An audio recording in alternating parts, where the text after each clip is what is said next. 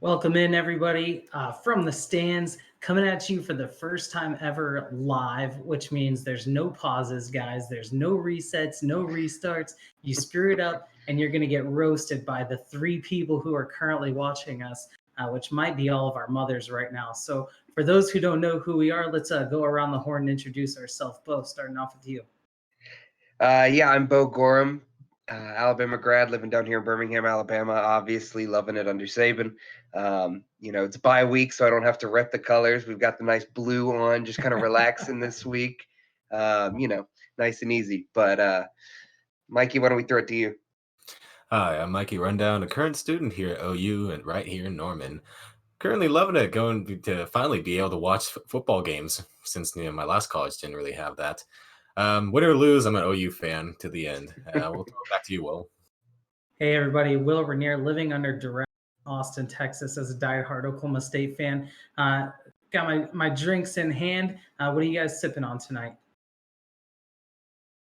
I'm not drinking anything. I got some water, and then I've got to keep it cool this week. I'm going to be operating firearms tomorrow, so I don't want to be hungover. Oh, that's great. I think I just finished my drink, so I'm just going to have to coast for the rest of this show. Oh man, we're live. Maybe on the next social media read, you can sprint over to the fridge. Hey, guys, bigger week than we expected. Last week, not really sure what to expect with the games coming in. Had a lot of really good finishes, really solid games. What was your biggest takeaway from last week, Mikey? Yeah. Mikey. Oh wow! Of course, I think I already know yours. What was it there, Boomer? I'm going to sound like the know-it-all, but I told people that Kansas State was more of a threat than we gave them credit for. And that week was all set up to be a trap game. To be fair, Oklahoma did sort of rally near the end, and I think that had one or two plays gone their way, then it might have been a tie game at the end. Who knows? Who's to say? I think really at the end of the day was Kansas State, everything that could have gone in their favor did, for better or for worse, for Oklahoma football. And I think that's a very good gut punch for the team to sort of tighten up and finish out the season strong. Yeah, and we're going to talk about what that game might mean for the rest of their season. But Bo, what was your biggest takeaway from last week? My biggest takeaway was probably the Tigers are pretty scary. LSU and Auburn both looked really good in that game. And Alabama still got both of them on the schedule. So we're going to have to step up on defense, obviously. And I don't know, man. It's going to be two tough games, two tight games. And I'm a little nervous, but I think that we'll be able to eke it out. Maybe. I don't know. Yeah, I was really surprised in the Big 12. Obviously, Mikey and I, huge Big 12 fans. None of the favorites won last week in the Big 12, which is really interesting. But my biggest takeaway was the Wisconsin game. I think Wisconsin. We thought maybe the Illinois game was a fluke, but man, they kind of were really exposed. So I don't know. I want to say Ohio State is just that good, but I'm starting to think that maybe Wisconsin might not be everything we thought they were coming into this season. I'm kind of leaning towards the Ohio State being that good, honestly. Yeah, that's fair. Totally fair. I'm leaning towards Wisconsin not being as good as we thought. I'm really glad if you guys are watching this now. You guys haven't seen some of our earlier shows. It's really fun to go back. In the preseason, I picked Minnesota to win the Big Ten West, and I'm feeling like a genius right now. Okay, you cannot with a straight face tell me that this season would go the way that has happened with all their come from behind wins and their very close games. Look, all I'm saying is there's incontrovertible video evidence that I picked Minnesota to win the West, and here they are undefeated. They've got Penn State and Wisconsin at home. They can drop the Penn State game. I got it. But Wisconsin is looking vulnerable, and they might have a decent shot. Maybe. Yeah. I don't know. We'll see. I love Wisconsin, but yeah, I mean, it's a crazy season for them. I don't know how there's any. I love Minnesota. It's a crazy season, and I don't know how any Minnesota fans are still have working hearts after some of these games. That's true. Or working livers, for that matter. Right. Hey, but let's get back into this week. Before we do, though, I want to give you a quick just rundown of the social media feeds that we've got. Really, if you're looking for something interesting on game day, Saturday mornings on Twitter is the place to find us. We're also on Facebook. You can find us on Twitch and obviously right here on YouTube. And really interesting, we're working extremely hard to get the website up and going. But so keep track on that. But the biggest one is probably our Twitter feed. Go ahead and follow that. We post videos and highlights and just some sassy commentary with some of the other people. So give that a follow. All right, what do you guys say we jump right into it? Let's talk about the noon shots and chasers today. For those of you who don't know, we do this really simple. We're going to go time slot by time slot. We're going to give you a shot. We're going to give you a chaser and reasons why you should watch these games. So let's jump right into it. And Mikey, tell me why we've got NC State and Wake Forest as our noon shot.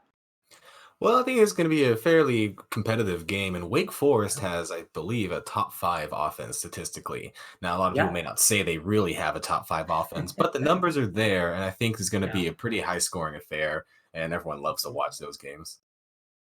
Yeah, Wake Forest, I think one of the surprise teams there in the coastal. In the Atlantic. They're right behind Clemson. Bo, do you think they've got any kind of shot at winning that conference?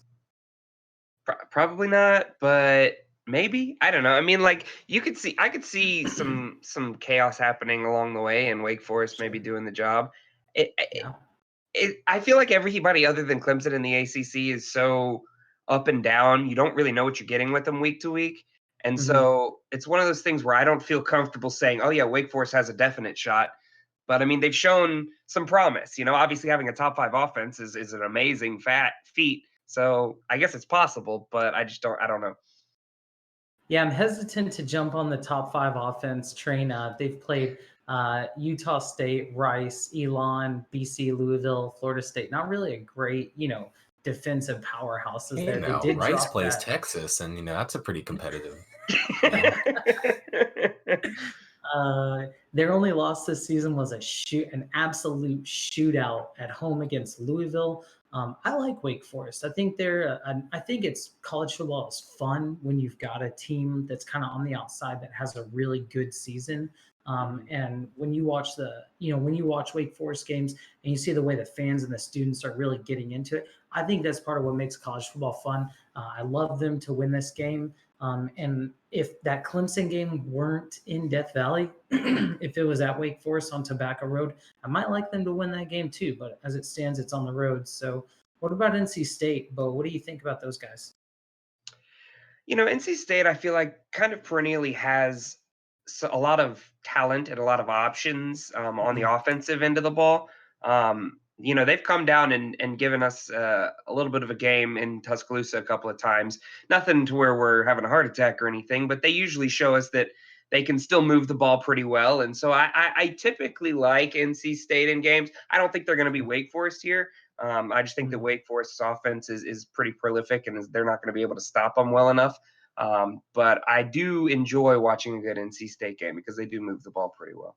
Yeah, absolutely. Something interesting. So NC State is undefeated at home, but also winless on the road. This game being played in Wake Forest. Mikey, who do you like to win this game? Yeah, I'm going to have to go with the obvious choice and go with Wake Forest. NC State, I mean, they play good football, but they haven't really done a whole lot to make me totally sold on them. Wake Forest has played pretty much lights out aside from that Louisville game, which, oh man, I mean, I don't know. that was insane. So yeah, I got to go with Wake Forest here. Yeah, I think Bo and I agree with you there. Okay, our noon shot or our noon chaser, Boston College at Syracuse. This one's on the ACC network. If you're just a big old ACC football fan, fire this one up. Kind of a weak slate there in the noon time slot. Really, noon kind of seems like the time slot, guys. If you got something to do, if you need to mow the lawn or wash the car, or you got somewhere to be, go ahead and knock it out early and get back in time for the 3:30 games. But give us a reason to watch this Boston College Syracuse game, Bo. I love watching the Orange get out there and play the game. They always you never know what you're going to get. It's a mixed bag sometimes. Sometimes they beat Clemson. Other times they shit the bed. So, you never know what you're going to get. And kind of that sort of who knows factor is always fun for me. So maybe I'll turn it on if I'm really bored. Mikey, what do you think about this one? Well, Boston College may be better than we gave them credit for. I mean, they've got a pretty good offense. I believe it's like top 30 statistically, and realistically, it's probably top 50, which that's pretty good.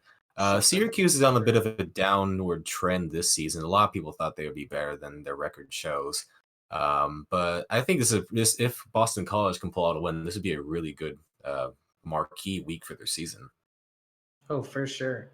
Yeah. Yeah, I went to Syracuse for a few years. I actually worked for the team up there, and if there's one thing I know about Syracuse football, it's you can never start believing. And trust me, the season that they're having so far, I don't think anybody sitting at 3-5 is going to start believing anytime soon. So, they're winless in the conference, which coming into this season, I think a lot of people expected them to obviously not win the Atlantic, but they picked them to finish second in the Atlantic, looking at a decent bowl game because they returned a lot of starters, a really solid defensive line. They've not been able to put it together.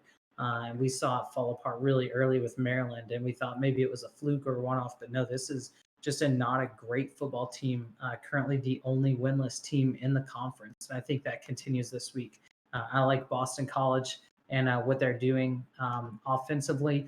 Like Mikey said, not a great offensive team, but doing pretty well. Anthony Brown, solid quarterback there. He's got 1,250 yards, only 2 interceptions on the year. So I liked Boston College to win this game as well. All right, guys, moving on. Some really big news this week as the NCAA announced that they were thinking about maybe exploring the possibility of how they might implement in 3 years some kind of name, image, and likeness rights for the players. They said that if there were any major changes, nothing would happen until January 2021 or 22. Guys, what do you think this means for college football? Do you think this is a legitimate step forward, or do you think maybe this is just lip service by the NCAA? Mikey? Yeah, I mean, Mikey, take it. I think this is sort of an inevitable trend for where we're seeing collegiate athletics. There's always going to be this push. You're seeing more and more states now pushing legislation to allow likenesses, profitability for athletes. And I think either the NCAA bans every single team from postseason contention, or they just finally, grit their teeth and accept that there's gonna be this new element to collegiate athletics. Yeah. And I think this is one step closer to getting a yes instead of a no. Sure. But what do you think? Yeah. I think it's the right step. I think it's the only step you can take at this point, and I think it's too many years coming. I mean, like, ultimately, I think that because you've seen a lot of coaches who've spoken out against this. You've seen things like Dabo saying that he would leave if players were paid. Mm-hmm. And I think that what that really boils down to is the parity aspect of the game. If you look at it from a parity aspect, if colleges are able to pay their players, then the colleges with the most money will have the best players, period. Yeah.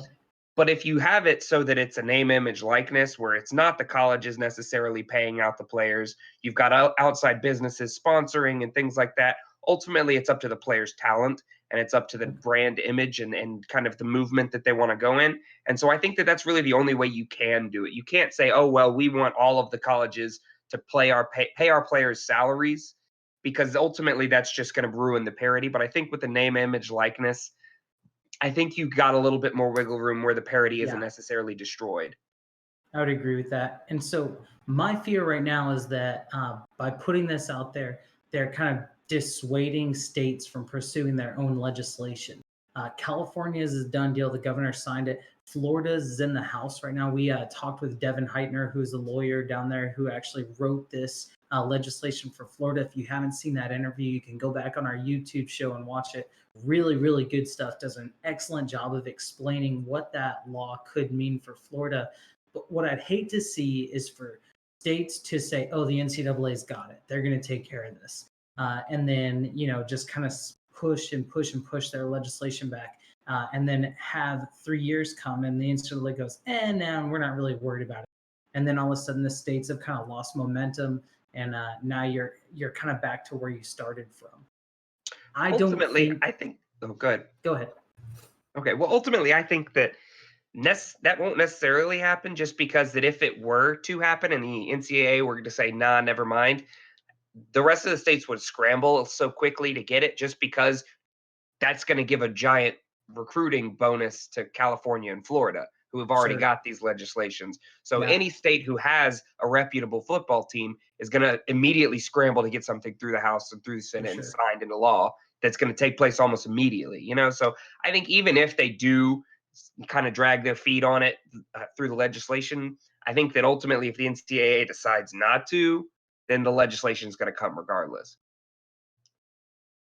Yeah, Mikey, where do you stand on the debate here? Do you think that NIL is a positive step forward for college football, or do you think that you're kind of glad to see it be regulated to this level? Well, I think that this is where it should be going. I Hmm. think that collegiate athletics as a whole have not been entirely fair to the participants of the system. And this is one step close to having it where you have a reasonable exchange for labor. Yeah. No, absolutely. Good insight there. So I'm really interested to see not just what this does for the sport, but you think about athletic departments. Now I kind of feel like I want a job being a player's personal branding advisor. Like, how do I help a player leverage their brand to make sure they can, and also understand the compliance of the NCAA regulations. So advise them how to do this within the rules, but also kind of have that funness and be like, hey, Jake from State Farm, what's up? Like, let's do it. And so I think this will be really interesting. I think that seeing how it could change an athletic department and create new positions. You think 25 years ago, they didn't have social media people, and now everyone in athletic comms is a social media person. So I think it'll change it a little bit. I'm really interested to see, again, if you haven't watched that Devin Heitner interview, go back on our YouTube channel. We'll throw a link up on the Twitter whenever we get a second. But check that out. Really interesting stuff for name, image, and likeness. Yeah, well, All and right. I'm also interested in seeing if we see kind of another industry of agents kind of pop up. Because that's Yeah. one thing that I would maybe not like to see is to see Mhm. like third party agents now coming to high schools talking to these high school Yeah, kids, trying to absolutely. get them to sign contracts when they are 18 and they don't know what they're Yeah, getting into. I'd like to see maybe that be regulated some on the NCAA sure. side, just so that we don't get that sort of predatory. Yeah, You've got these young idealistic teens who are now coming into college age and they want to go and hire an agent so that they can get the most money for wherever they go. I sure. don't necessarily think that that should be the case, but maybe some in-house stuff, colleges having people advising on branding and things like that, Yeah. that may be the route to take it, I Yeah, think. I think Bob Groppi's Honda is about to see the downside of having poster boy going out and getting smashed every weekend and, having unfiltered Twitter access, that maybe some of these companies are going to take a step back and go, maybe I don't want 20-year-olds to be the face of my company. Right, Uh, exactly. so it'll be really interesting just to see it. Awesome, guys. Well, hey, if you are not following us on Twitter, you are missing out. We got tons of ways you can follow us throughout the week. Friday night doesn't have to be the only time you hear and see and read our takes. We've got the Twitter, the Facebook, obviously the YouTube, which you're watching right now, and coming soon the Facebook the website fromthestands.us. Currently working with our writers. We've got 100 monkeys locked in a room with typewriters, banging out the hottest takes. And so really excited to see that get going. But let's go ahead and move on to the 3:30 time slot. 3:30 shots and chasers, probably the cream of the crop for the weekend here. In addition to these two games, Oklahoma State is on, so you know where I'll be at. Probably have Florida, Georgia on my second screen. But Mikey, tell me about the world's largest outdoor cocktail party and what you're looking forward to. Well, I mean, there's not a whole lot to be said about how important a game this is this week. It's Mm, the biggest matchup for the weekend. This is Georgia already has a loss, so it's not as important for the CFP, but and Florida does too. But I think this is really gonna figure out who is finally eliminated from the yeah. CFP. Whether I don't know, personally, I don't think Georgia really has it, and I think Florida has a little bit more. But I mean, it's really mostly a toss up at this point. I don't really know if you can confidently say one way or the other who's going to win this one. And that just makes it all the more better. I don't know. I've been seeing a lot of Florida is last I checked, Florida was favored in this game. But something I think is being kind of understated. Georgia has the best defense, the best scoring defense in the SEC. They've only allowed 40 points in all of their conference games, in their 4 conference games, and 74 across their 7 total games. This is by far the best defense, almost by double of anyone else in the conference. And so I think that the Georgia's defense, Jake Fromm, all he has to do is really manage the game well. He didn't do that very well in the South Carolina game, obviously, and they lost. And I think we finally saw that, he hasn't been the flashy playmaker, but he has been a good field general. And when he's not that good field general, they're just not able to keep up the pace with some of these other teams. So I think their defense is good enough to hold Florida. I like Georgia in this game. Bo, what do you think? I think ultimately it's going to come down to quarterback play. I think that both of these teams have pretty tough defenses. I think that they've got strong lines. It's going to be a battle in the trenches ultimately. And I think that the quarterback who's able to manage the clock well and who's able to kind of make the reads that he needs to, pick up the blitzes that need to be picked up. I think that that's really going to be what wins the game for one of these teams. And it'll be interesting to see because Florida obviously has that freshman who started after Felipe Franks, and I think that he's still going to be starting. So yeah, what's his name?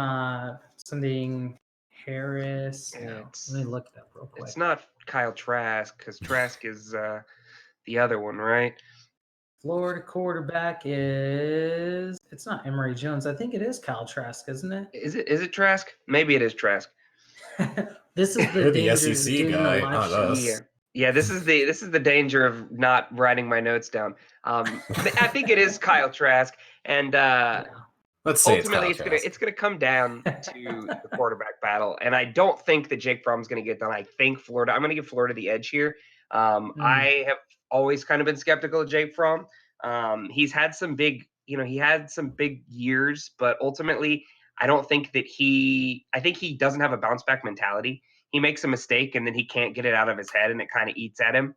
Sure. And I think that that's how he ends up losing this game. I think he throws one too many interceptions and just kind of something doesn't stick with him, and then Florida takes it and capitalizes. So that's going to be my hot take.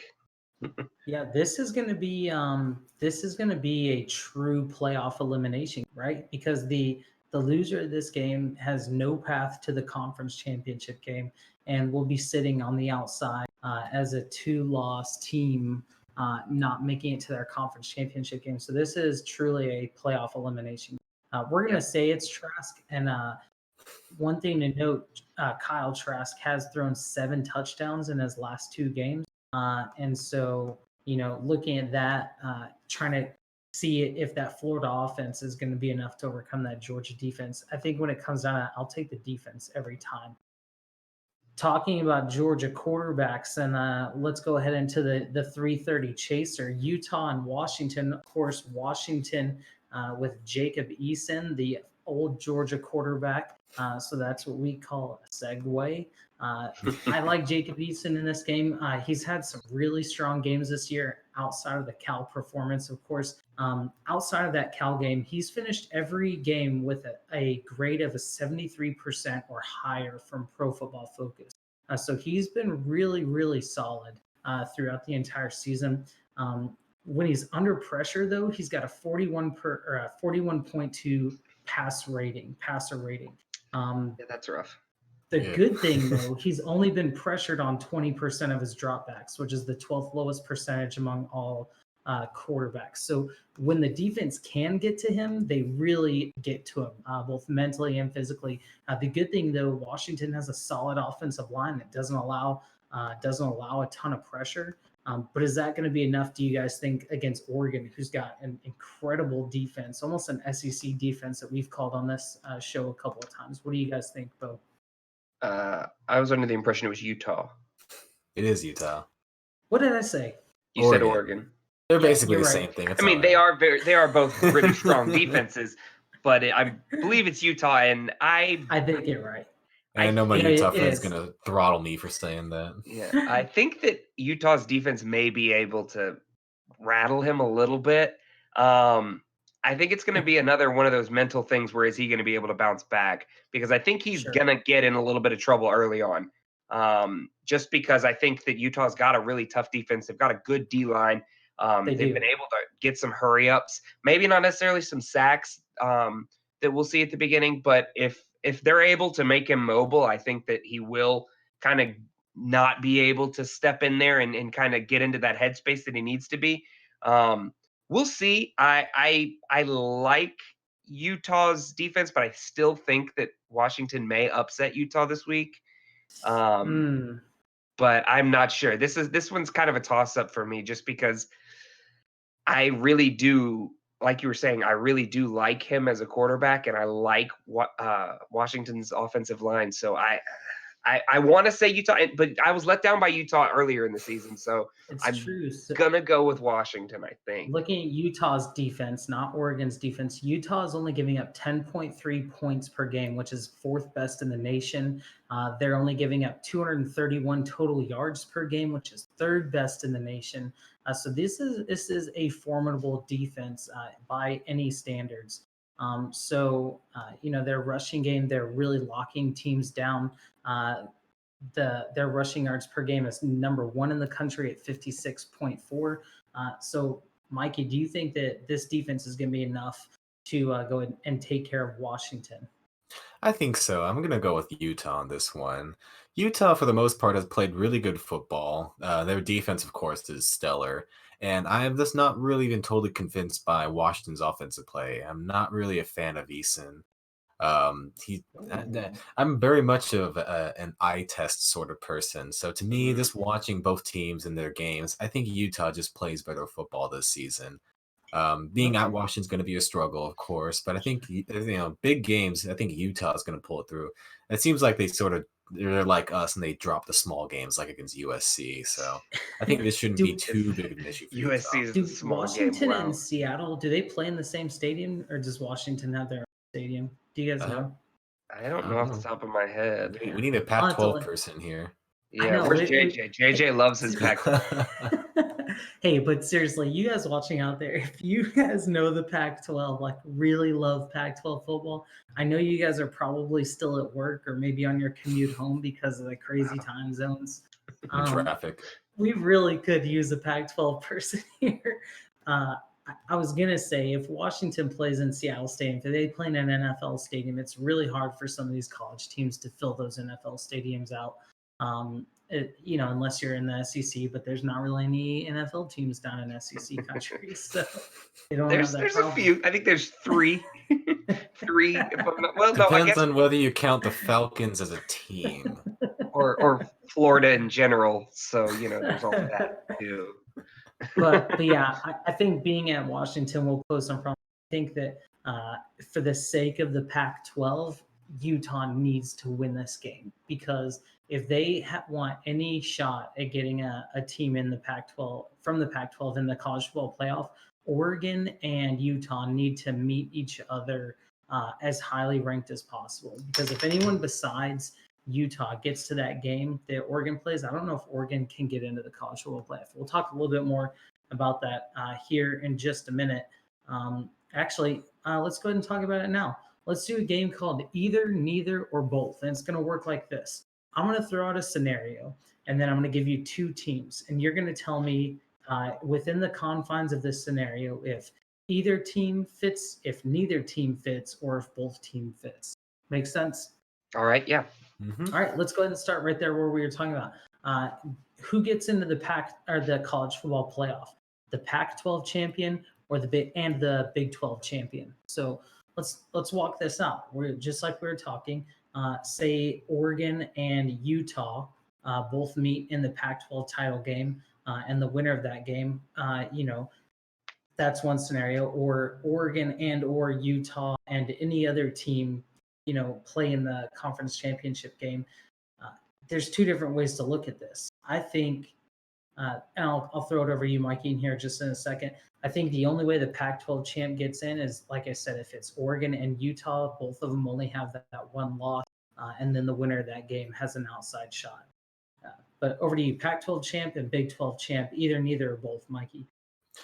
Well, see, I'm thinking about this in maybe a different way than the question is asked, because I'm not going to go about it in which one should get in. I'm going to think about Mm, which one might get in due to how the playoff committee votes.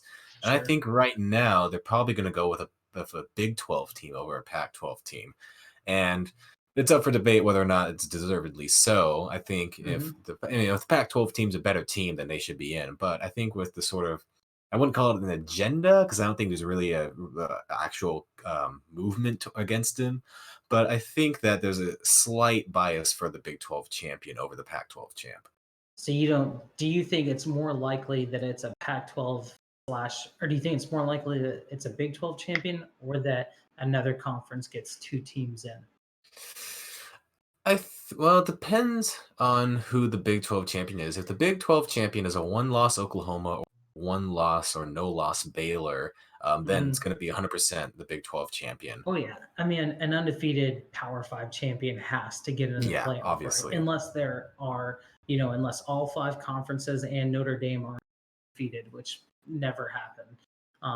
But yeah, an undefeated Power Five school has got to get in, right? Yeah.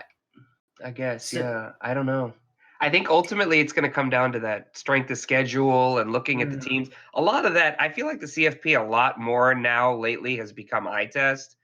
When you look at these kind of bigger explosive games, if it's not two powerhouses that are really tight, because arguably you can say, all right, you look at like a one-loss LSU or a one-loss Alabama, and you look at a one-loss Oklahoma, and you look at Clemson, who's going to be undefeated unless God smites them. they almost, Deservedly And then they you've so. got almost did. you've got either an undefeated or a one-loss. I mean, we still have a few games left for Ohio State. Ultimately, from those five teams, you've got to pick four. I don't think the Pac-12 Yeah. has a chance in one of those. Mm. I mean, if it finishes out of all of these five teams being either one loss or no loss, I don't see any way for a Pac-12 to eke themselves in there. Even though I do think that Oregon has a really solid chance. I think they've They've been got playing really the good best football and they look resume. great. Yeah. Yeah. But I just don't think that with those five teams right now, how dominant they look, I don't necessarily know that it's going that way. Yeah, our producer Duncan is getting real hype here in the chat about the possibility of a Baylor national championship game. Uh, Duncan, if Baylor makes the national championship game, you and I are going to get together and we're going to live stream this game. It'll be like the coach's film room, but it'll be the from the stands film room, and we'll have a ton of natty light seltzers and just get smashed and watch this game together. I would be shocked. I would love to see that. Okay, guys, next one up. Who's getting invited to the Heisman ceremony? Chuba Hubbard or Jonathan Taylor? Either, neither, or both. Bo, go ahead. I'm going with neither ultimately. I Ooh. really think that it's going to be Tua, Burrow, and Broken Tua? You Jalen. think Broken Tua gets invited to the Yeah. Heisman? Yeah, I do. I really do. Because I think that he's going to put up numbers on LSU. I think he's going to put up numbers on Auburn. And you're not going to Mm. be able to say, I mean, yeah, he's broken, but ultimately his numbers are going to speak for themselves at that point. He's doing it Is broken against tough defenses. Maybe not the best defenses in the country, but tough defenses. sure. So you guys have the bye this week, and then when is the SEC wedding weekend? Is he going to be back for that, or is he going to get that to rest as well? I sure hope so. Well, no, the wedding weekend is November 23rd. A Yeah. wedding weekend against Western Carolina. Yeah. So yeah, you got the bye, and then you've got LSU next weekend, bro. So I don't know if Broken Two is gonna be back or not. He'll be Uh, back. He won't be cutting. So insider scoop, I actually spoke with the anesthesiologist. sources. No, I'm kidding. I'm not even joking. I spoke with the anesthesiologist on Tua's surgery. Oh And he said that the procedure that they do, the tightrope procedure that they do, which Tua had done last year. Tua was also playing on a hurt knee last year in the SEC championship. So just we're going to throw that out there as kind of a caveat. But he says that Tua should be weight bearing by this point, which we've already seen him take some snaps, which is good. And that he should be at least a little mobile. He should be able to cut, maybe not hard cuts, by the time of the LSU game. So he will be able to play, albeit in a more narrow fashion, probably not be as mobile as he has been prior. The concern will be, is he going to re-injure it? Is something going to happen where he's going to step too hard and hurt himself even more for down the road? And so that's really going to be the major concern there, I think. But I think that he will be able to play, and I think that he'll be just fine. I mean, I don't think that he'll be, I don't know, he hasn't had to be very mobile so far anyways.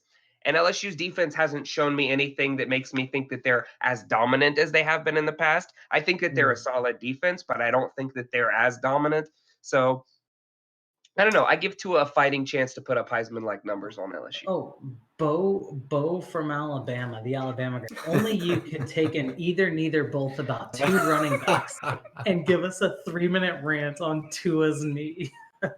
Look, man. I'm just waiting for the animation of the tightrope procedure to be broken out right now. Honestly, I could do one. You want me to?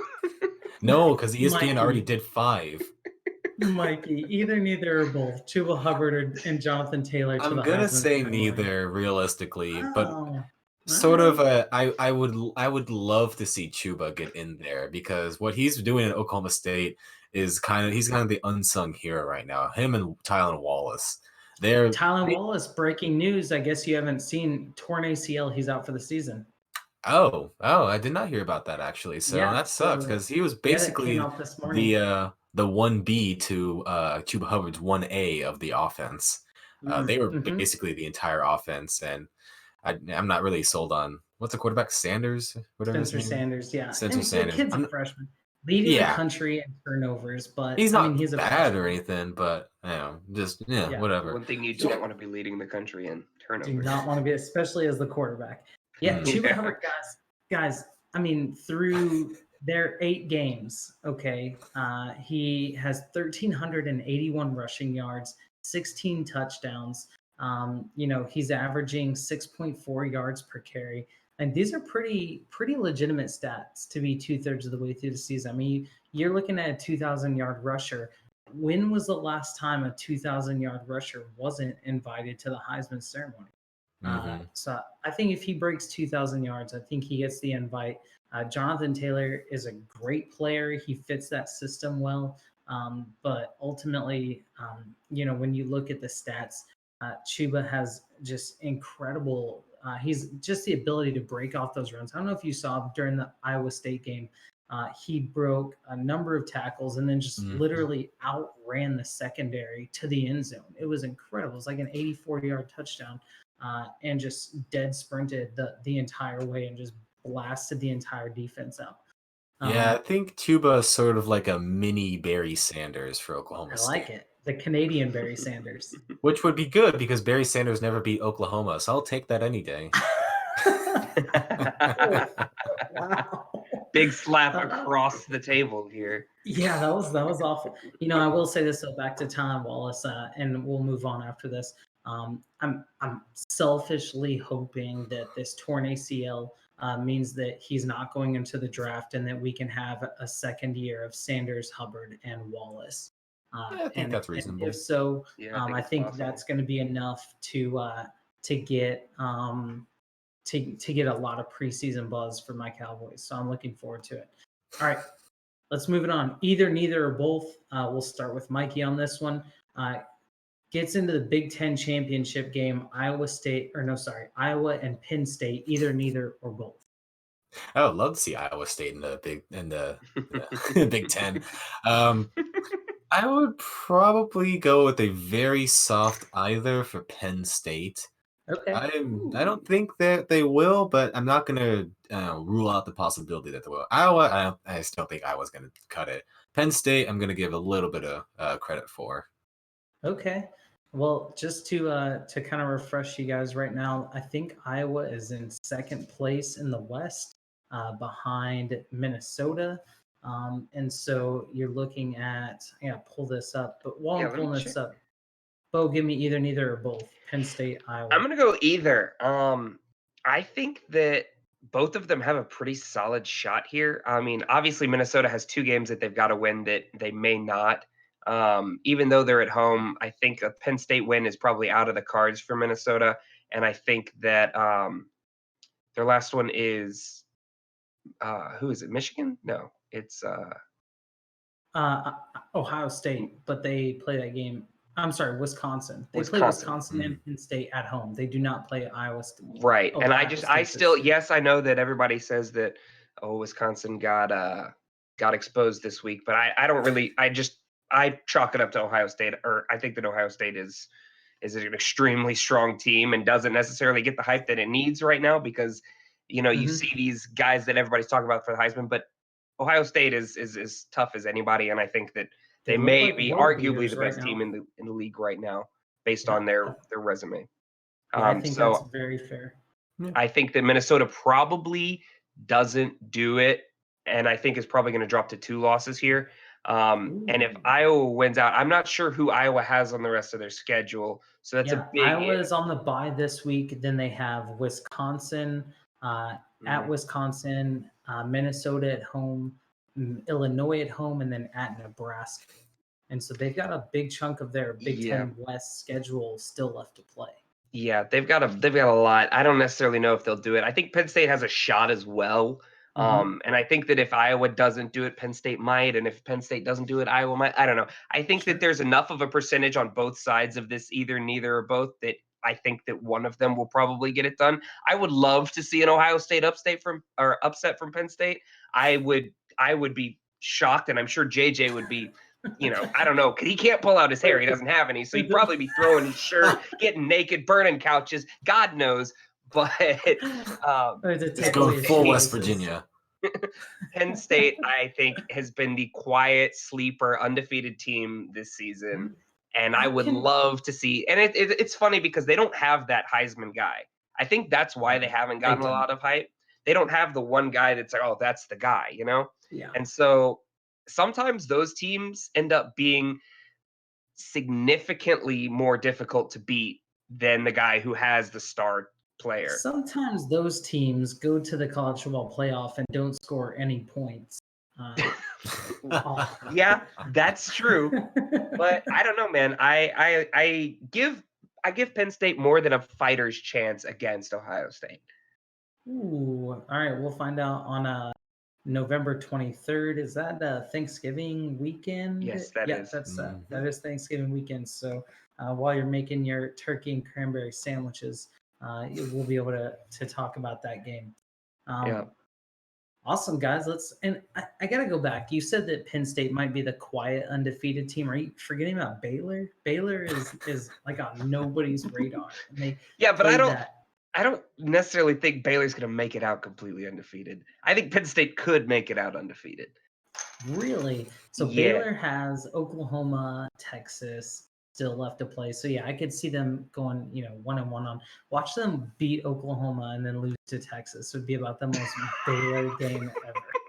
That would be a shocker. Well, this end of the year slate for them is pretty tough because yesterday against West Virginia, in my opinion, the worst team in the Big 12. They did not look very good for coming off a bye. Really.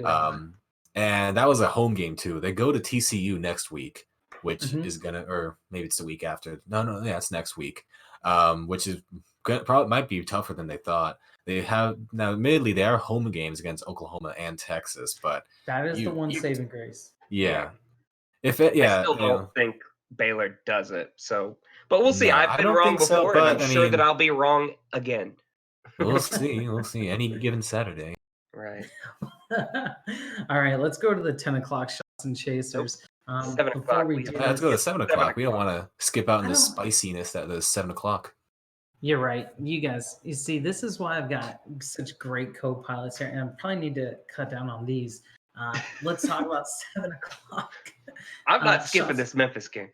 Shots and chase. Yeah, Southern Methodist Memphis. We did a whole segment on the American Conference a few weeks ago. It was a blast.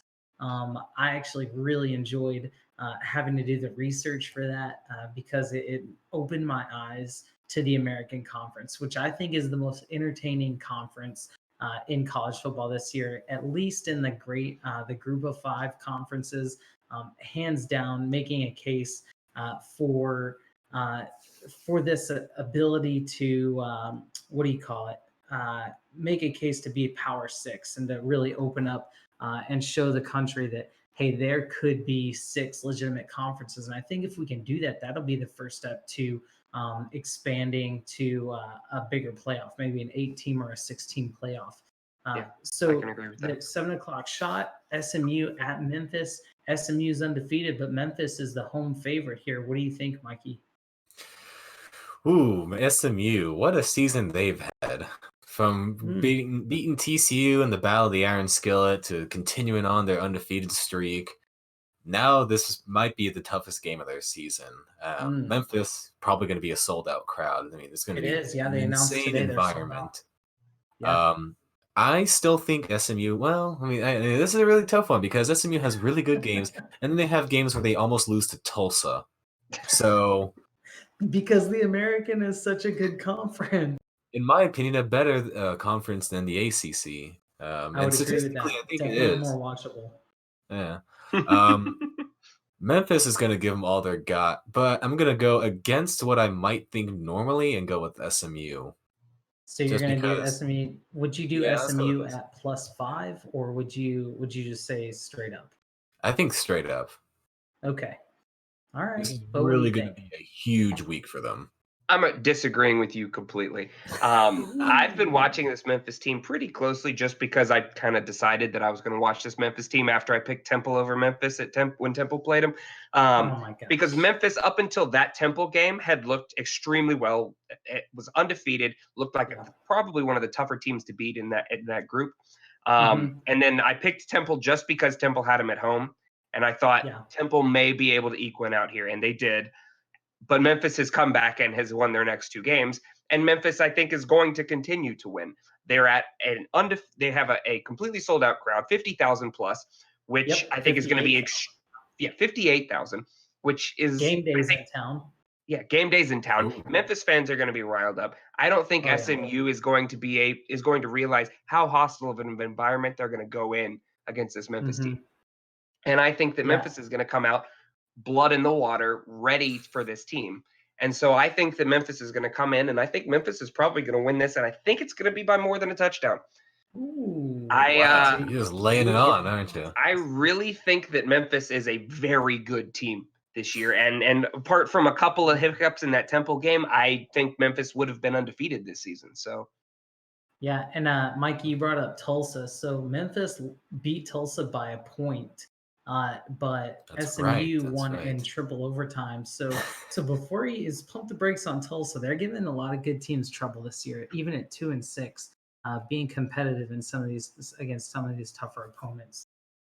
I like SMU. I think SMU is a great story. I think it's really interesting that SMU and Baylor are good in the same year after what they've both had to come back from. I think that it's unfair that Baylor is back 3 years after their sanctions, and it took SMU like 23 years to come back after their sanctions. So, SMU had a bit of a harsher penalty, being the whole not a football program anymore. For 2 seasons, yeah. If you haven't seen the Pony Excess 30 for 30, highly recommend that. Incredible history lesson in college football. And I think that punishment, the NCAA seeing what it did to that program, I don't think they could have predicted that when they levied that penalty. And I think that's why they're so hesitant to give it away now. The weather in this one's going to be great, 54 and sunny. I think it's going to be, well, it can't be sunny. It's going to be like 6:30 at night, so it's going to be dark by then. But this is a good game, and if you if you want to go to this game, surprisingly, you can get tickets still on Vivid Seats in the after party market for $21 to get in. So this is actually a game in the 7:00 shots slot. I would say if you're in Memphis, don't watch it on TV. Go to the game. This is going to be a really fun game to be at, especially at $21. There's going to be people out there, I promise you, barbecuing. It's going to be a wild game, I promise. It's going to be a lot of fun. Yep, absolutely. And 58,000 people is going to be quite a crowd for an American Conference game. So I'm excited for this one. We'll probably have this one on the TV even after our game is over. All right, moving on to the chaser here, the 8 p.m. game Eastern time, Oregon at USC. We kind of talked about this a little bit earlier. Oregon really needs to win this. Obviously, they need to win this game, but for the Pac-12, the conference needs Oregon to win this game. So, Mikey, what are you looking for here in this one? Well, first of all, finally we get to talk about Oregon after getting them interpreted as Utah, which is nice that they finally get their time in the limelight here and from the stands. USC, I want USC to lose all their games, and they won't. They refuse to, so I don't know what to think. They should be losing games because how are they a competent team? But they're stringing together wins. They're first in their division, I believe. So and then it's a home crowd. And having been to a USC game recently, that home crowd isn't that great. The stadium and infrastructure isn't that great, but it's still a home environment. So Oregon's going to have a bit of a problem there. I still think Oregon should have it's Pac-12 after dark for some part of the United States. So I think that Oregon should be the winner, but who knows? Mikey's having some 2004 USC hate going on right there. To be fair, I wasn't super into college football at the time, so it's really more of I look up my list of teams I'm supposed to hate, and USC is like number 3 or 4. We should get that printed on a shirt and sell it at the Norman Walmart. I'm supposed to hate you. There you go. I think you may be reading that wrong. I think it's the USC South Carolina, right? USC East. I think Oregon is going to take this game pretty easily, hopefully. I mean, if Oregon has problems with USC, then I think that the Pac-12 is going to have to reevaluate. I think ultimately that... What? Yeah, that's a good question. I don't really know. Their recruiting process, their game plan, I don't know what the Pac-12 has to reevaluate because they've now caught up to the game plan that everybody else was playing a while ago, where it was like, okay, we've got balanced offense, defense. I mean, at least the top half of the Pac-12 has. And now everybody else is playing the shoot 'em up, throw the ball as much as you can, get it down the field real fast game that Pac-12 was playing. So I don't know what it is about the Pac-12, but I think Oregon has an extremely solid defense, competent offense, and I think that they should be able to handle USC pretty well. Yeah, USC poached Cincinnati's athletic director this week. That was announced earlier today. So it'll be interesting to see. Obviously, that won't have any impact on this game, but just as a program moving forward, what that can mean. USC, guys, they are a couple of field goals away from being a 7-1 team. Right now, they're still first in the Pac-12 South. They've been a little streaky. They've had a ton of injury issues. But USC really, Slovis has been a pretty solid quarterback for them. And so I think that USC could give them some trouble. I don't like them enough to win. I think Justin Herbert's been doing a great job for Oregon. I think they might be the real deal this year. And so I like Oregon. I like them to win. I think that this could be a really entertaining game, especially if SMU Memphis for some reason gets sloppy and really starts to tilt one way or the other. Oregon USC is a great backup here. So definitely if you've got a second screen, which, I don't know about you guys, I've got 4 screens on when I'm watching college football. Yeah, I think I was watching the Liberty game the other day just because nothing else was not in commercial break. And so definitely have this one on. What do you guys think? I agree. No, I agree. I mean, it's going to be – I think this game is just one you have to watch just because of the names. I mean, Oregon, USC, they're big names in college football, powerhouses. Even if you don't want to – even if they're having a down year this year, it's just one you got to watch. Yeah. All right. What do you guys say we take a little road trip and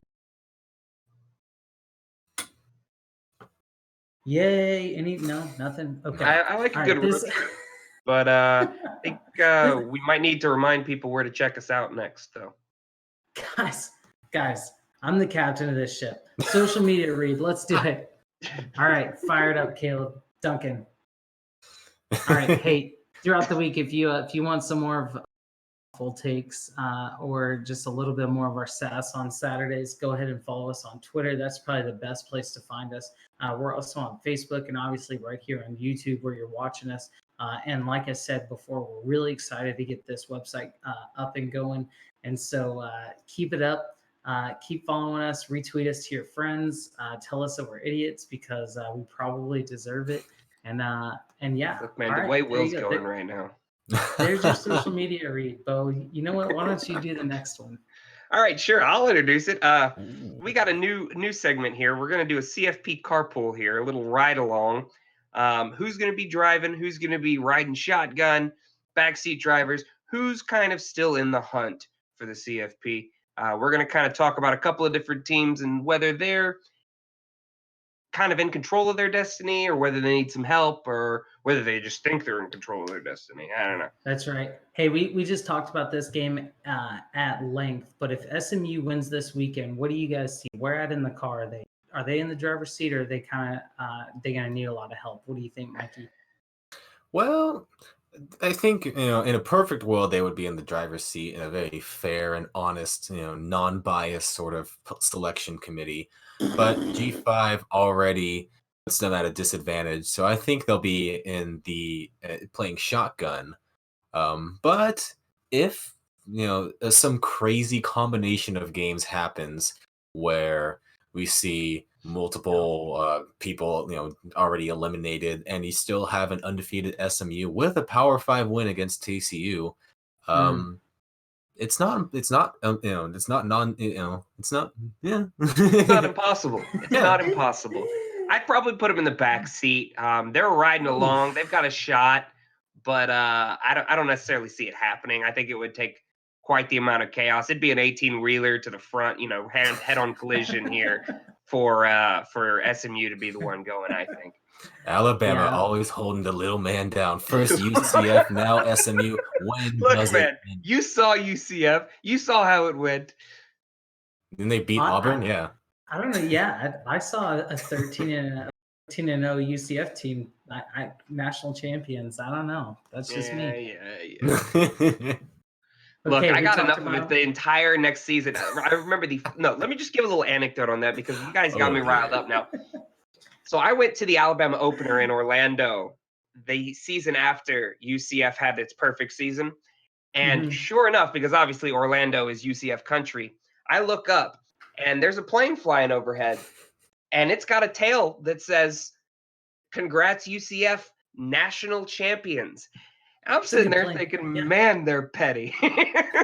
Hey, to be fair, they do have a genuine selection for the national champion, and by all rules for the NCAA, they have a legitimate national championship claim. Yeah, so you may not agree with it. National championships. Let's go through Alabama's sordid history. Look, man, those were all back when it wasn't even a game. Oh my! If I'm not mistaken, there's one where Alabama lost the game, but because it was raining, we're going to go ahead and not count it. And so we're going to claim this national championship. Look, Oklahoma State fan with 1945. I'm 25 years old.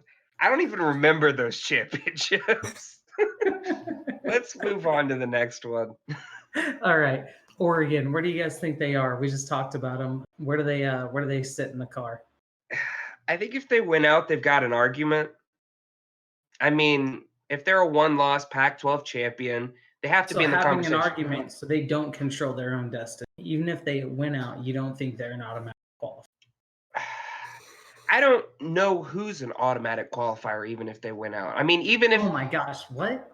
Even if Oklahoma wins out. Alabama, LSU, Clemson, those guys are automatic qualifiers if they win out. But even if Oklahoma wins out, I don't necessarily say that they're an automatic qualifier. I mean, don't lose to Kansas State, and you don't have that problem. Well, yeah, I know, but it's one of those situations. From me, huh? No, it's just one of those. Like a clown. It's one of those situations where there are a couple. Obviously, the LSU Alabama head-to-head. One of them has to lose. Of course, yeah. Clemson hasn't really had any massive wins. And so I think there's an argument to be made that an undefeated Clemson doesn't necessarily get in over a one-loss Oklahoma. You know what? What's really interesting, I tried to have this conversation with JJ and and Ash, and I thought they were going to kill me because they were all on this like they're the reigning national champions. I They're get that, but they haven't done undefeated. anything this They season. haven't. They really haven't. They really And And haven't. so, the sad thing and they is almost they lost to don't UNC. get an And opportunity. They here's should the have other lost thing. to UNC. If UNC makes it to the ACC championship and we get a repeat of that game, No, if we get a repeat of that game, Clemson. you But think, but you never know. The problem with Clemson is they don't really have any good opportunities on their schedule No, to that's really true. show us that they deserve it. Okay, let's push forward. Let's look at the winner of the world's largest outdoor cocktail party. Are they in the driver's seat or are they in a passenger seat still? So whoever wins this game, could they win out and control their destiny at a one loss, or do they still need some help even as I think they're in the driver's seat.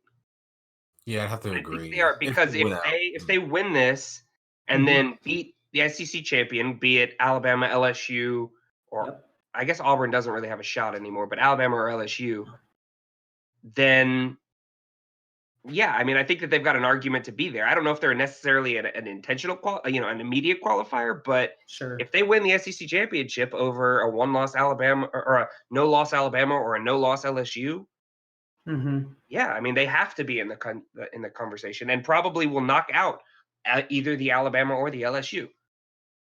Yeah, I would agree with that. Georgia still has to play Auburn, which, after they lost to LSU is not going to be a great win, but it's still going to be a very good win. Florida, after this game, they still have to play. Actually, after this game, their schedule opens up. They got Vanderbilt, Missouri, Florida State. So if Florida wins this game, they could be in a really, really good position to finish out 11-1. And then, they'll play the West champion. I mean, I think nobody is going to argue that the SEC West has the best two or three teams, some of the best two or three teams in the country. And so if anyone's able to finally knock those off, then yeah, whoever wins the East, even if they win the SEC championship game, even with one loss, maybe even with two losses, they win the conference.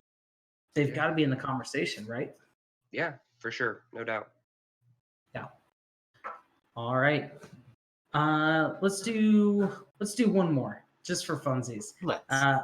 Michigan. Where are they at? Where's the old Michigan car? I thought they were done. Mikey, you take this one first.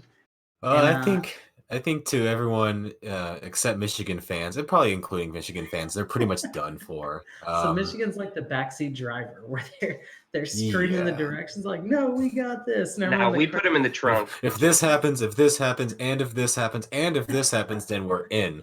No. We take 3 right turns and then we go left. Yeah, I mean, because one of those ifs is going to have to be beating Ohio State, and at this rate, if they didn't win last year, they're probably not going to win this year. Yeah, no, I'm right there with you. I don't really. Yeah, Michigan's already lost a couple. I just don't. Yeah, right, I think Michigan's probably out of that conversation. Yeah, I would agree with that. Okay, let's talk 10 o'clock shots and chasers. I think Larry Scott watched last week's episode where I called them out directly and said, stop putting your good games in the 10 o'clock time slot because we've got no Pac-12 in our 10 o'clock shots and chasers. They, put their good teams up front. And so good for them. So let's talk about what we have here at 10. The shot, BYU and Utah State. Mikey, what do you think about this one? BYU, Utah State. BYU, are they good? I don't think so. They're probably not. They're poo-poo. But Utah State, are they bad? Probably not. BYU has beaten Tennessee and USC, which if we just looked at that, we'd be like, yeah, they're probably pretty good. Yeah, if this was like the 1990s, they'd be like, oh, wow, they won the national championship. Huh? But they're not. No. This is going to be one of those where you're not really watching for the names, but you're watching because it's probably going to be a close game with some pretty interesting and kooky plays. Yeah, I'll buy that. Yeah, they're both pretty much wild cards of wherever they're going to be at the end of the season. So it's just going to be a fun game of fun football. And the vast majority of people aren't going to have any connections one way or the other. They're not going to be like, Sure. oh, I kind of like BYU, or I kind of like Utah State. No one really says that, to be, except Utah fans are like us, who likes BYU. So I think it's one where you can just sit back, crack open a beer, just watch some fun football as the night goes on, and sort of wind down from the craziness that was SMU Memphis and the cocktail party. Yeah, I mean, it's a think. 10 o'clock game that doesn't necessarily matter all that much, but it's some good football, so it'll be fun to watch. A little something to kind of relax after some of the high-strung, what I'm assuming is going to be high-strung games earlier in the day. Yeah, right there with you. Maybe if you're in the Mountain or the Pacific time zone, and you've still just got a lot of evening left to go, and you got people over, and you just want to have some college football on. Definitely throw this on. I do like Jordan Love. He's the quarterback for Utah State, in case you guys didn't know that. 1,620 yards and 8 touchdowns this season, which doesn't sound like a lot, but he's doing it. He's doing enough to win some games. They're at 4-3 right now. I think they still have a solid chance at a bowl game. So I like Utah State in this game. I think BYU, outside of the Tennessee and USC wins, they only have one other win, and I can't pull it up quick enough to tell you who that other win was, but it probably wasn't anybody impressive. So I think BYU. And you keep saying Tennessee and USC as if that was impressive. Yeah. Tennessee is the dumpster fire of the season. They've somehow turned it around with the freshman QB, but yeah. Oh, guys, this is going to get even better. BYU has wins against Tennessee, USC, and Boise State. Right? So BYU is basically the West Coast Pitt. BYU are 2-1 against ranked teams this season. So, and honest to God, like the most impressive win of those three is the Boise State win. Oh yeah, for sure. Yeah, probably. Okay, Chaser there. Speaking of Boise State, that's a segue. Boise State's going to San Jose State. And I don't know. I thought San Jose State was supposed to be bad, but they've actually pulled off some pretty decent wins this year. And so looking forward to this game, Boise State at San Jose. What do you guys think? I'm sadly going to pick San Jose on this one, I think. I usually really root for Boise State, but they've kind of let me down a little bit this season. I mean, they're not bad, don't get me wrong.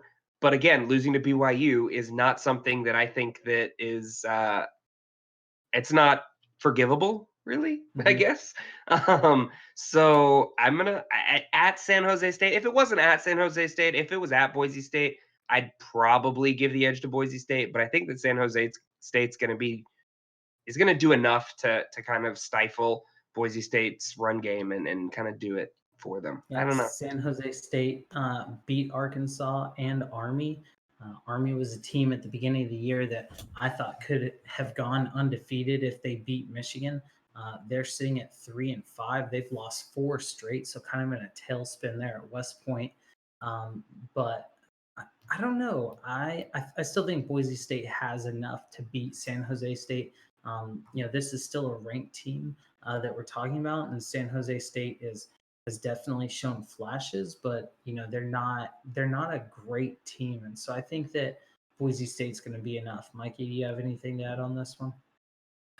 So yeah, well, Boise State, everyone's been ranting and raving about Boise State this season up until their loss, and I've been telling people, Boise State, they're not as good as you think they are. They're good. They're a pretty good G5 team, but they're not this, they beat Florida State. Oh, they've done this. They're going to probably go undefeated. And hey, who's to say what's going to happen? I'm still waiting for them to win the Mountain West. I'm a little bit of a Mountain West nerd back when I was at Fresno State. So Boise State so far hasn't, they're really good, and they should be the ones that win against San Jose State. And San Jose State should have been terrible this season, but they're not for whatever reason. So just because this game is not going to make any sense, I'm going to go with San Jose State. I'm not going to give you a really valid reason for why, just that I just feel like San Jose State's going to pull some goofy stuff and win. Yeah, you guys have me outnumbered on this one. Mikey, make a to mental note. mimic you there, I'm going to say any given Sunday, though. Any given Sunday. That's true. Saturday, right? Because Saturday. it'll be Sunday when this game finishes. Pretty you're much, right. yeah. Pretty much, yeah. It'll be like No, it absolutely will 6-6 be. and It's a what, a couple 10:30? overtime. It's a 10:30, so yeah. All right, hey guys, we do it every week. I'm on the show. We dedicate 12 seconds to our least favorite conference. Who wants to do the Pac-12 seconds? Asterisk, your least favorite conference. They're not your least favorite. Oh no, Power ACC 5 is most conference? definitely my least favorite conference this season. All right, hey Duncan, I see the clock ticking. Let's go ahead and reset that, and let's make sure we get a full 12 seconds to the Pac-12 right now. And Bo, you want to take this one? Sure, I'll do this one. We don't have JJ around. Yeah, hold on. Wait, let's. All right, we got 12 seconds on the clock. Yeah, I really do enjoy watching these late night Pac-12 games, and we have seen, like last week, Will ranted and raved to get the games earlier, so they're earlier this week, and I really enjoyed it. Thank you. Okay, Pac-12's up. Pac-12 seconds is up. I tried to cut it as fast as I could. I could tell this was like you started going, all right, and it's like, oh wait. I had to pick it up real fast. All right, Duncan, let's get the viewers guide up there. These are your top games of the day. I'm gonna go ahead and throw a late call in there for Oklahoma State TCU. TCU fresh off of their win against Texas. Oklahoma State off of their win, ending Brocktober in the only way possible with a loss. That was Iowa State's first October loss in like 3 years. So big win for the Pokes. I'm looking forward to that one in the 3:30 slot. But Mikey, which of these 8 games are you looking forward to the most? I gotta go with the SMU Memphis one. That one's gonna be crazy, I think. And I would love to see an SMU just keep on this, steamroller of an undefeated streak going. Yeah, for sure. What about you, Bo? Well, since you took the SMU Memphis game, which I think is going to probably be the best game of the day, I'm going to go with the world's largest outdoor cocktail party. Well. Obviously, we've got Georgia, Florida. It's probably got the biggest implications of the week. I don't necessarily think it's going to be the best game of the week. I still think that the SMU Memphis game is going to be the one that's going to be down to the wire and really good. But I think that this one is the most important, probably. So I'm definitely going to watch this one, and I'm going to watch the Memphis one. Let's be real. I'm going to watch most of these games. Duncan just shot marathon. me a message. It's a really great point. It really is exciting to see such a big game of the week being a non-P5 game. I'm stoked to see game day go into this one. I'm really happy to see that the American Conference is really getting the play that I think they deserve. But when you guys wake up Sunday morning, what do you think is going to be the big storyline? Mikey? I think the headliner is really going to be the cocktail. What's going to go on from there? Depending on how convincing the win is, possible playoff, contention. That's going to be the one that everyone's going to be looking to the morning after and be like, oh, okay, well, I guess Georgia or I guess Florida is in it now. Yeah. What about you, Bo? Sadly, I think that the Sunday storyline is going to be Alabama, LSU, and the rest of the games this week. Absolutely. I mean, next week is a massive week for football, and so I think that while I do think there's going to be some really big games, and obviously the outdoor cocktail party has a lot of implication, I just don't. I think that Sunday is going to be all about next week, and it's just going to be all the predictions, all of them, every prediction. You're going to see so many predictions next week. It's not even going to be funny. Yeah, I think we're talking right now in the back to Tuscaloosa to do our show from that game. I think everyone is just really excited for it, but don't forget there's also Penn State, Minnesota, which is going to have huge Big Ten what's the implications. Word? Implications. I almost said application. That's an application. I mean, it's basically like an application. Yeah, I'll go with that. Oregon, Utah, application, whatever.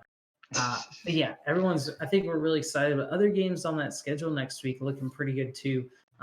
You've got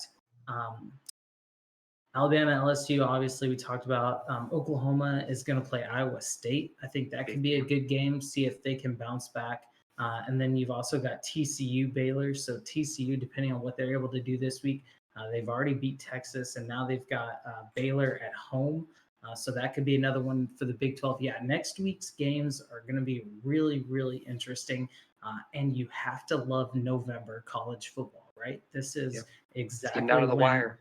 When it comes to the wire, teams trying to like really position themselves in their conference to try to make these games and really do this whole eye test thing, right?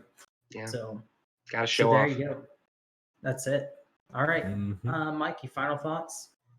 Well, next week games are going to be interesting. So next week's From the Stand show should be interesting. So anyone watching, make sure to tune in for what we have to say the day before. Nobody's watching right now, but that's okay. Yeah, I mean, I'm gonna be shooting out. I would love to implore whoever sees this video to shoot up a couple of prayers for Tua. I really, really, really want his ankle to be all right. So you know, like you just talked to your anesthesiologist, buddy, and I look, man. I talked to him. I saw him actually at the gym, which is funny because we chatted for a little while. But when he started talking about Tua, he really did say that he was a stand-up guy. Because funny enough, the guy's an Auburn grad, so he's obviously he said that when he put Tua under, he put a little hex voodoo on Tua so that he wouldn't be able to beat Auburn. But we'll see how that goes down the line. All right, everybody. Hey, we really do appreciate this 11th episode of Stands. The first time we've done it, so forgive us for all of the times we had to Google and ask questions. But hey, this is what it's about, right? You're sitting around with some guys drinking a beer, talking about college football. You got to whip out the old Google machine every once in a while and check the schedule and see who's playing what. But we really do appreciate you guys. We appreciate the man behind the curtain this week, Duncan, and everybody who contributes to this show, Jeff, who writes our shots and chasers, Brian, who does a lot of work behind the scenes, Caleb and Dick and everybody else. So thanks for watching, and enjoy this week's college football games, and we'll see you next week. See you. Bye-bye.